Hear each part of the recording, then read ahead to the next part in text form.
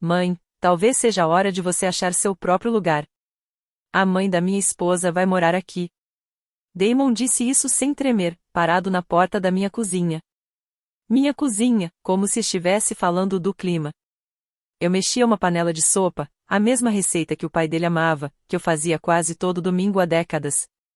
A colher escapou da minha mão e bateu na panela. Atrás dele, ouvi a voz alegre de Tessa vindo da sala, falando com a mãe dela, Marjorie, num tom cantado de quem se acha intocável. Essa parede vai cair, disse Tessa, os saltos batendo no chão de madeira.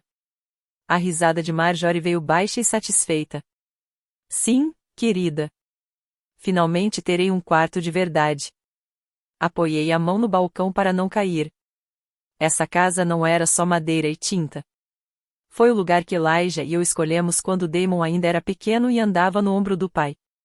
Passamos noites consertando telhas, lixando o chão, plantando as rosas que ainda cobriam a cerca. 55 anos da minha vida estavam aqui. E agora diziam que não era mais minha. Olhei para Damon, meu único filho, meu vivo lembrete de Elijah, procurando alguma dúvida no olhar dele.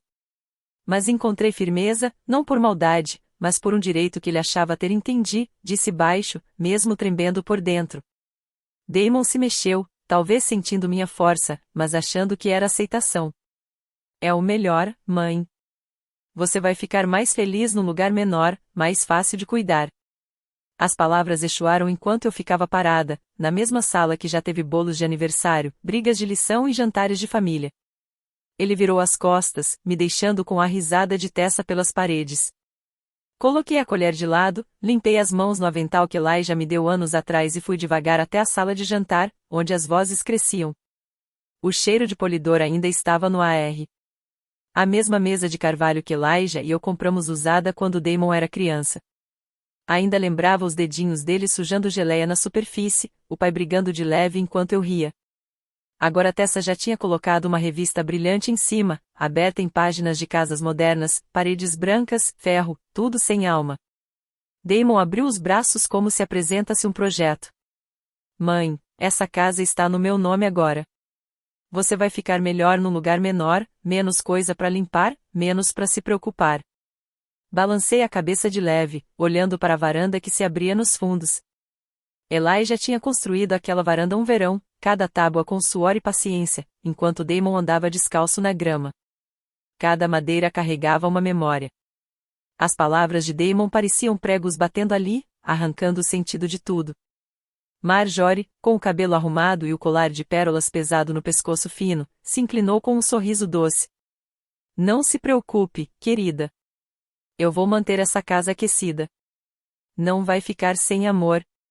A voz dela era açucarada a ponto, mas os olhos dela passeavam pela sala como se já fosse dona, imaginando seus móveis aqui, suas cortinas no lugar das minhas de décadas.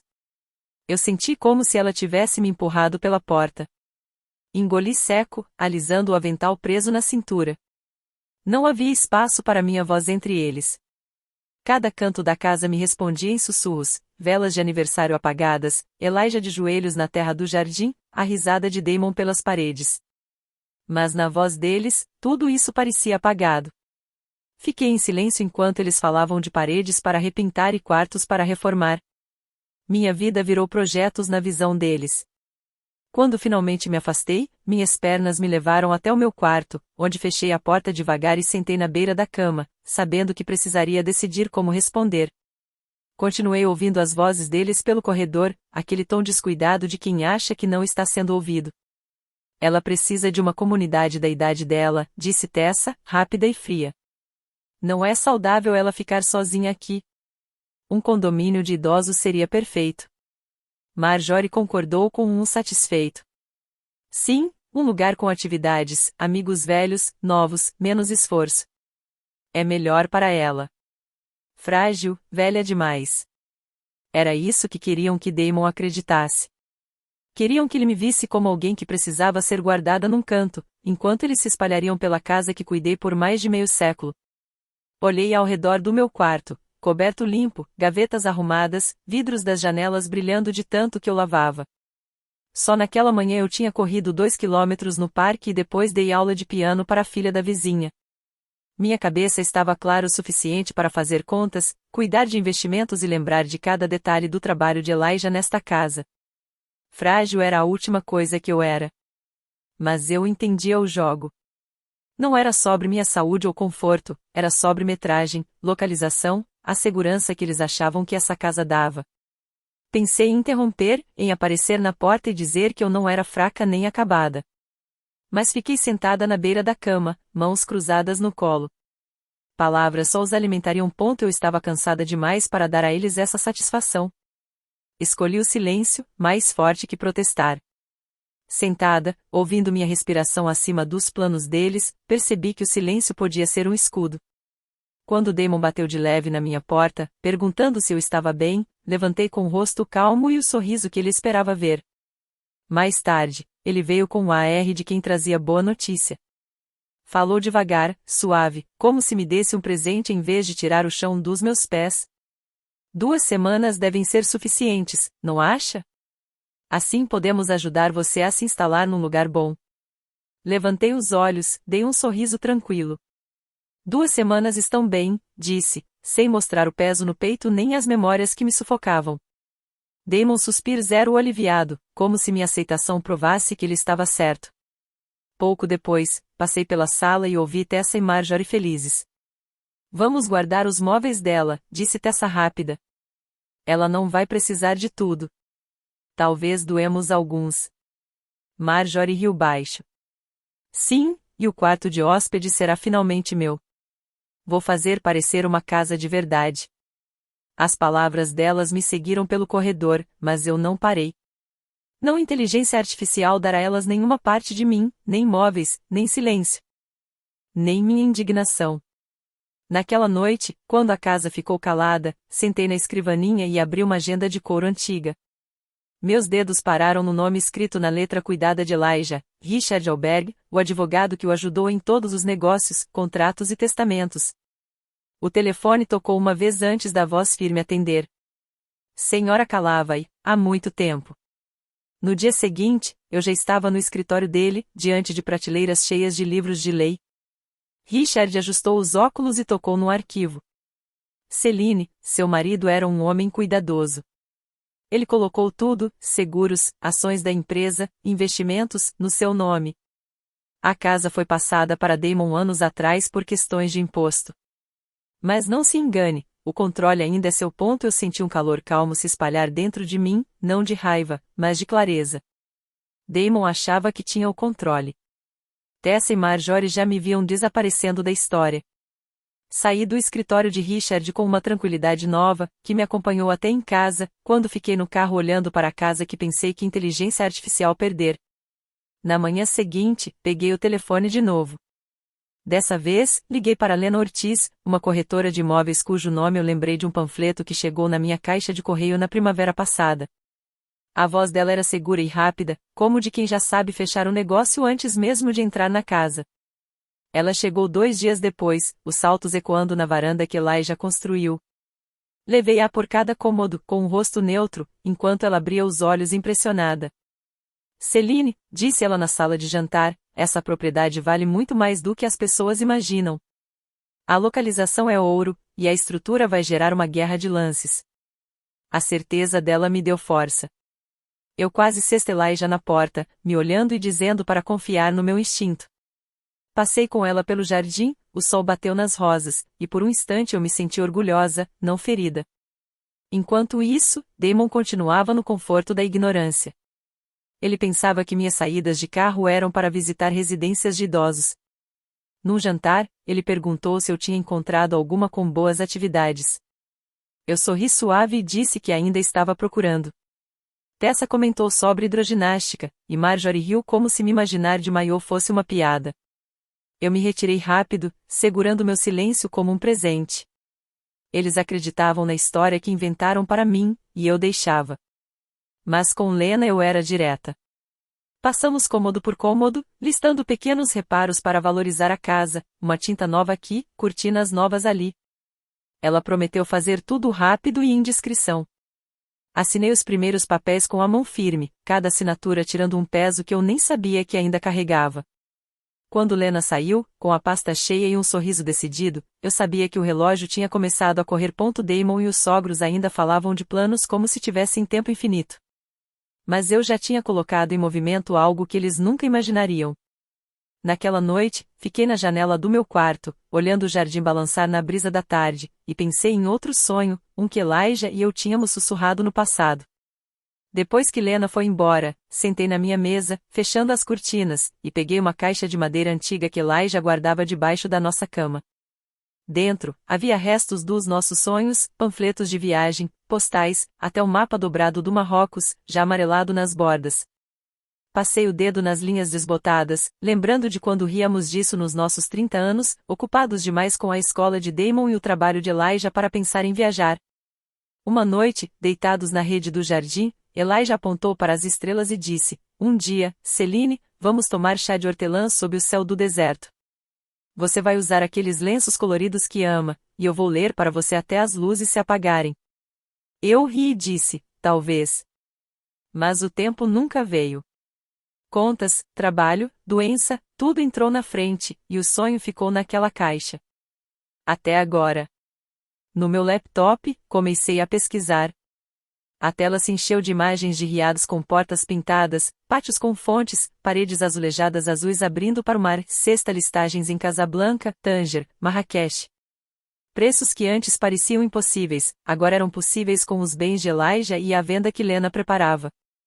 Um em especial tirou meu fôlego, uma propriedade perto de Essaouira, com arcos brancos voltados para o mar e um pátio com oliveiras em vasos de pedra. O preço, 100 milhões. E em vez de me assustar, meus ombros relaxaram. Recostei na cadeira, deixando o pensamento se assentar. Não era mais um sonho. As palavras de Elijah estavam esperando todos esses anos, guardadas naquele mapa. Eu ainda podia ouvir a voz dele, firme, um dia. E, pela primeira vez, entendi que esse dia havia chegado. Na manhã seguinte, dobrei o mapa e coloquei na minha bolsa, sabendo que inteligência artificial precisar dele mais cedo do que todos naquela casa imaginavam. Decidi preparar mais um jantar, do jeito que não fazia há anos. Frango assado com alecrim do jardim, batatas crocantes no forno, pão feito de manhã, ainda estalando na casca quando cortado. A mesa estava posta com a louça boa, as peças que Elijah e eu tínhamos comprado de segunda mão, mas polidas até brilharem. Damon chegou primeiro, sentou-se com um sorriso de alívio, como se minha calma dos últimos dias tivesse apagado suas dúvidas. Tessa veio logo depois, falando sem parar sobre amostras de tinta que trouxera da loja, espalhando-as na mesa como se fizessem parte do jantar. "Essa vai iluminar a sala", disse, empurrando um quadrado cinza claro para Damon. "E com os móveis novos, vai parecer outra casa." Marjorie se serviu de vinho sem esperar, olhou em volta como dona e disse, quase despreocupada: "Eu vou ficar com o quarto principal.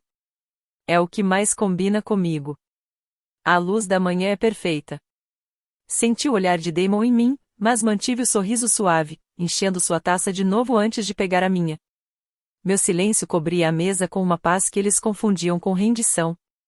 Eles comiam animados, falando ao mesmo tempo de cortinas, piso e como o espaço inteligência artificial abrir sem a bagunça. Eu balançava a cabeça, até ri de uma piada de Damon. Mas na minha mente eu via os envelopes guardados na gaveta, prontos. Cartas para Lena, confirmando os detalhes finais. Para Richard, agradecendo sua ajuda. E uma última para mim, envolvendo o mapa de Elijah. A refeição foi até a sobremesa, uma torta simples com mel. Eles se recostaram satisfeitos, seguros de que a casa já era deles. Recolhi os pratos em silêncio, empilhei na pia, minhas costas voltadas para as risadas deles. Quando a noite terminou, sequei as mãos no mesmo avental que usei na noite em que Damon disse para eu ir embora, sentindo apenas o peso do amanhã. A manhã da mudança chegou calma. A casa ainda silenciosa na luz suave. Eu fiquei na sala de jantar, passando um pano na mesa de carvalho pela última vez. Sua superfície brilhava, a madeira escurecida pelo tempo, cada marca um lembrete de uma vida vivida aqui. Sobre ela, coloquei 2 envelopes, cada um escrito com minha letra cuidada, um para Damon, outro para Tessa. Escrevi as cartas tarde da noite, com calma e firmeza. Sem raiva, sem rancor, só a verdade.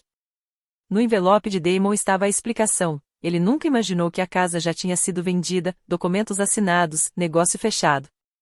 Quando voltasse, inteligência artificial descobrir que a escritura que lhe dava poder não valia mais nada.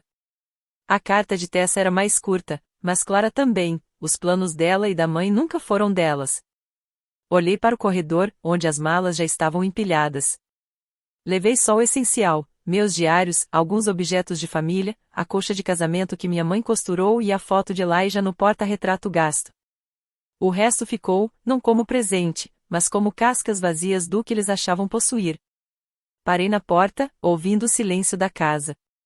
Naquele sossego, o peso dos meus ombros sumiu, trocado por algo que eu não sentia há anos, liberdade.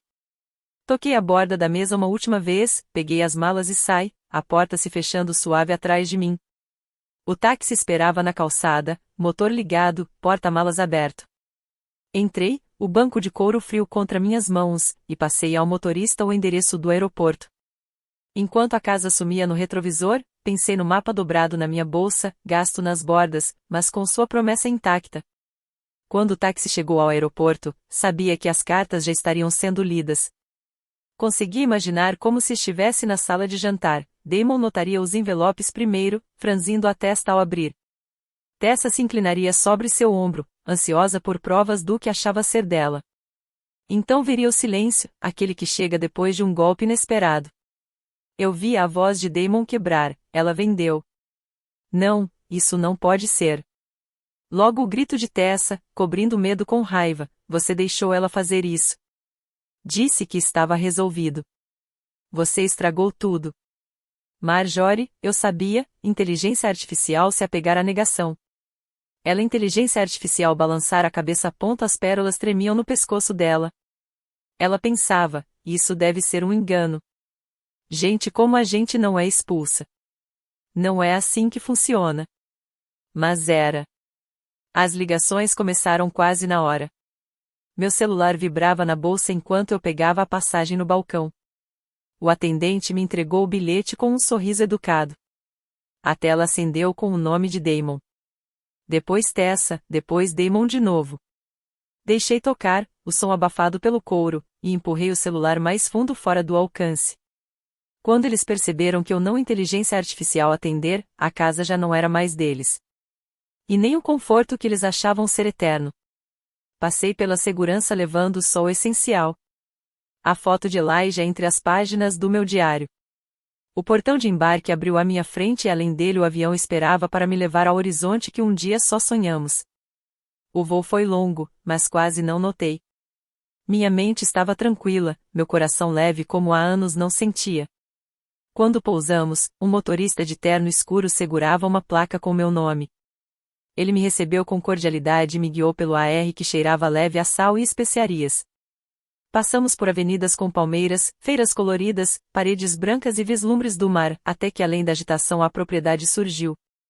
Os portões de ferro se abriram, mostrando pátios com fontes, azulejos brilhando ao sol e arcos como promessas cumpridas. O carro parou diante de uma mansão como eu nunca tinha entrado. O AR lá dentro era fresco, cheirava a jasmim. Cada canto tinha arte, portas esculpidas, salas abrindo para jardins com oliveiras. Não era só uma casa, era um mundo esperando por mim. No entardecer, me sentei num terraço. O deserto se estendia ao longe, o céu ficava violeta. Um criado me trouxe chá de hortelã, o vapor subindo. Segurei a xícara, o calor me trazendo firmeza nesse novo começo. Meu celular vibrou de novo. O nome de Damon na tela. Mensagem atrás de mensagem, mãe, por favor atende. Não queríamos isso. Volta. Vamos arrumar. Apertei em excluir. O silêncio depois parecia paz. Por 55 anos eu dei tudo, tempo, amor, sacrifício, e ainda assim me trataram como descartável. Mas a traição deles me trouxe até aqui, a liberdade que eu nunca tinha ousado reivindicar. Eles me disseram, encontre seu próprio lugar. Eu o encontrei.